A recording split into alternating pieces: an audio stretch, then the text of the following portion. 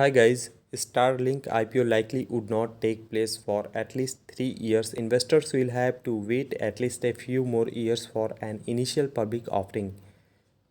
Investors will have to wait at least a few more years for an initial public offering of Elon Musk Starlink satellite business, which currently operates under his privately held SpaceX spacecraft company. Musk reportedly told SpaceX employees at a meeting last week that Starlink IPO likely would not take place for another 3 to 4 years, but that he was just guessing. Musk added that the IPO would need a smooth selling situation with good predictability.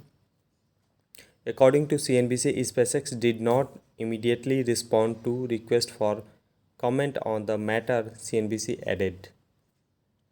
A proposed IPO has been bumped a few times. In 2019, Musk told SpaceX employees via email that a Starlink offering could happen in 3 years or so, CNBC reported. Musk later tweeted in 2021 that Starlink would probably need a few years of predictable revenue before going public. Starlink operates a network of low Earth orbit satellites with the goal of providing high speed internet AK,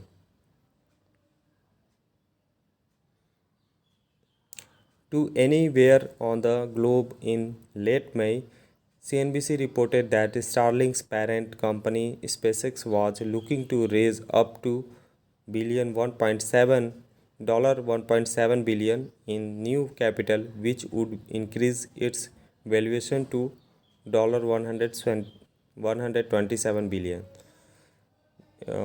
Thanks for watching this video. If you like this video, please like, comment, share and subscribe my channel. Thanks for watching.